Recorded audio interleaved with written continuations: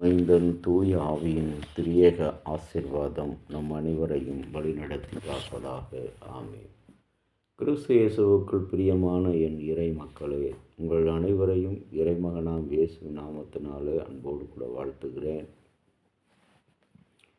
இந்த ஆசீர்வாதமான நாள் கடவுளுடைய கரத்தில் இருந்து பெற்றுக்கொண்டிருக்கிற பாலைவன சத்தம் உபாகமம் 14ஆம் அதிகாரம் 28வது 6வது வசனத்தின் நடுப்பகுதி. உனக்கு விருப்பமான யாவற்றையும் பணம் கொடுத்து வாங்கி உன் கடவுளாகிய கர்த்தருடைய சன்னதியில் நீயும் உன் குடும்பத்தாரும் சாப்பிட்டு சந்தோஷப்படுங்கள். இறைமகன் தன்னுடைய ஒரே அர்ப்பணிப்பினாலே இந்த உலகம் முழுவதும் மீட்டு கொண்டார். ஆனால் இந்த மீட்டுக்கொண்ட வாழ்க்கையில் இந்த உலகம் நாகரிகத்தின் அடிப்படையில், நாகரிகத்தின் என்ற பெயரில் பயத்தை வியாபாரமாக்குகிறது. ஆவிக்குரிய வாழ்வு என்ற பெயரை ஒரு மூலப்பொருளாக விற்பனை செய்து கொண்டிருக்கிறது. இந்த நிலையில் நாம் கிறிஸ்தவர்களாக வாழுகிற நம்முடைய நிலை எவ்வாறு இருக்க வேண்டும் என்பதை இந்த உபாகம புஸ்தகத்தில் இஸ்ரவேலர்களுக்கு கடவுள் கொடுக்கிற பிரதான ஒரு காரியம். இந்த நூலில் இஸ்ரவேல் மக்கள் தங்களை அடிமையாக தெரிந்து கொண்ட இடத்திலிருந்து விடுதலையாக்கி கொண்டு வரும் பொழுது வெகு தூரம் கடவுள் ஒருவேளை எங்களை நடத்த முடியாது என்று அவர்கள் ஐயமுற்று இருக்கின்ற வேளையில் அங்கே ஆண்டவராகிய கர்த்தர் சொல்லுகின்ற காரியம், அப்படி ஒரு வேளை இல்லை என்று சொன்னால் உனக்கு கொடுக்க போகும் தேசத்தில் உன்னுடைய ஆடு மாடுகளோடு நீ உன் கையில் இருக்கும் பணத்தினாலே உனக்கு பொருள்களை வாங்கி நீயும் உன் பிள்ளைகளும் சந்தோஷமாய் உண்ணுங்கள். கடவுள் நம்மை அழைக்கும் பொழுது நம்மை தானாக விட்டுவிடவில்லை, நடு வீதியிலே விட்டுவிடவில்லை. இன்றைக்கு நான் இருக்கிறேன் உனக்கு என்று சொன்னவர்களெல்லாம் நம்மை தெருவில் விட்டுவிட்டு செல்கிறவர்கள்தான்.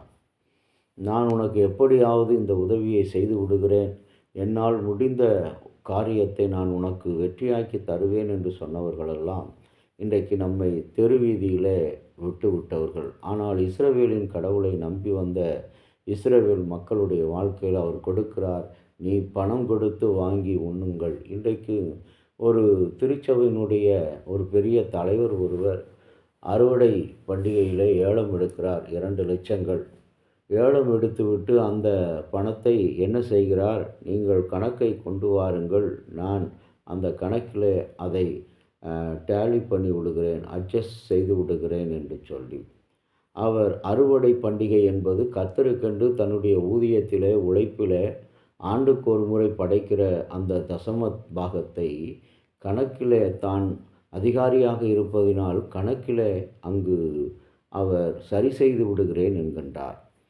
இந்த பொய்யான இந்த வாழ்க்கை கடவுளுக்கு பிரியமில்லாத வாழ்க்கை. இன்றைக்கு நம்மில் அநேகம் பேர் அப்படித்தான்.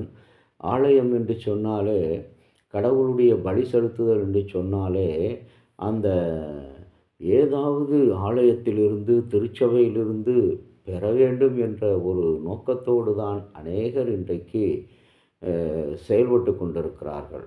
அது அல்ல. ஆனால் ஆண்டவர் சொல்கிறார், நீ கர்த்தருடைய ஆலயத்தில் பலியை செலுத்தும்போது நீ விலை கொடுத்து பணம் கொடுத்து உனக்கும் உன் குமாரருக்கும் வாங்கி கொண்டாடு. இன்றைக்கு அநேக குடும்பங்களை பார்க்கிறோம். ஏல பண்டிகையில் அவர்கள் ஒருவேளை பெருமைக்கு செய்கிறார்களோ, இல்லை புகழுக்கு செய்கிறார்களோ, இல்லை தன்னிடத்தில் இருக்கிற பொருளாதாரத்தின் பெருமையை காட்டுவதற்கு இல்லை.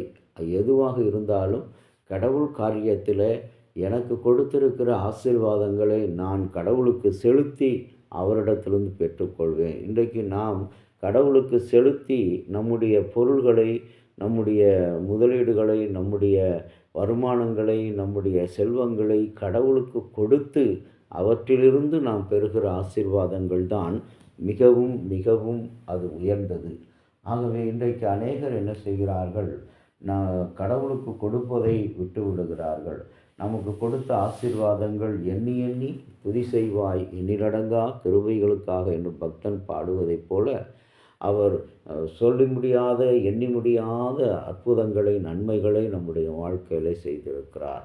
அவர் கொடுத்த செல்வங்கள் ஏராளம், திறமைகள் ஏராளம், தாளந்துகள் ஏராளம், ஆரோக்கியம் ஏராளம். அவை அனைத்திலுமிருந்து நாம் கொடுத்து ஆண்டவரிடத்திலிருந்து பெற வேண்டும். இன்றைக்கு ஆலயத்தில் வரும்போதெல்லாம் ஆலயத்திலிருந்து ஏதாவது எடுத்துக்கொண்டு செல்லலாம் என்று வருகிற ஒரு விசுவாசிகள் தான் அதிகம். அது வேளையில் இன்றைய நாள் நம்முடைய இந்திய வரலாற்றில் போதை ஒழிப்பு தினம்.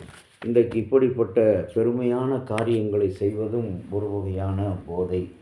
தன்னுடைய அதிகாரத்தை நிலைநாட்டுவதும் ஒரு வகையான போதை. ஆகவே இந்த நாளில் அன்புக்குரிய இறை மக்களே, இந்த நம்முடைய அதிகார, ஆணவம், பெருமை இவைகளை கடவுளுடைய சந்நிதியிலே நாம் காட்டாதபடி அந்த போதைகளை நாம் தவிர்த்து அதிலிருந்து விடுதலையாகி கடவுளுக்கு கடவுள் கொடுத்த நன்மைகளை நாம் உணர்ந்து ஆராய்ந்து நாம் கொடுத்து அவற்றிலிருந்து ஆசீர்வாதங்களை பெறுவோம். இயேசு சுவாமி சொல்லியிருக்கிறார், கொடுங்கள் அப்பொழுது உங்களுக்கு கொடுக்கப்படும். எவ்வளவு நல்ல காரியம்! இங்கே இஸ்ரவேல் மக்களுக்கு ஆண்டவர் சொல்லும்போது, உங்களுக்கு உங்கள் தகப்பன் கொடுக்க போகும் தேசத்தில் நீங்கள் பணம் கொடுத்து வாங்கி நீயும் உன் பிள்ளைகளும் சந்தோஷமாய் உண்ணுங்கள் என்று சொல்லுகிறார். இன்றைக்கும் கூட அன்பான கடவுளுடைய பிள்ளையே, ஆண்டவரை நோக்கி பார்ப்போம். எங்கள் அன்பின் ஆண்டவரே, இந்த உலக போதை ஒழிப்பு தினமாகி இந்த நாளில் நாங்கள் ஆண்டவரே உமக்கு விரோதமான செயல்கள் எல்லாமே எங்களுக்கு போதை தருகின்ற காரியங்கள். அப்படிப்பட்ட போதைவான வாழ்விலிருந்து ஆவிக்குரிய போதை, ஆணவத்தின் போதை, அதிகாரத்தின் போதை, செல்வத்தின் போதை, ஆண்டவரே பெருமையின் போதை, கல்வியின் போதை, ஆண்டவரே பதவியின் போதை, இவைகளிலிருந்து நான் விடுதலையாகி இயேசு இஸ்ரவேல் மக்களுக்கு கொடுத்த அந்த கட்டளையைப் போல நாங்கள் பணம் கொடுத்து உமக்கு கொடுத்து அதிலிருந்து ஆசீர்வாதத்தை பெற்றுக்கொள்ள நீர் எங்களுக்கு துணை புரிய வேண்டுமென்று எங்கள் ஆண்டவரும் மீட்பருமாகிய இயேசுவின் பொற்பாதம் முடிந்து வேண்டிக் கொள்கிறோம். நல்ல பிதாவே, ஆமேன். தந்தையாகிய கடவுளின் அன்பும் மைந்தராகிய இயேசுவினுடைய அருளும் பரிசுத்த ஆவியினுடைய நல்ல உரம் பாதுகாப்பும் அனைவரோடு கூட இருப்பதாக. ஆமேன்.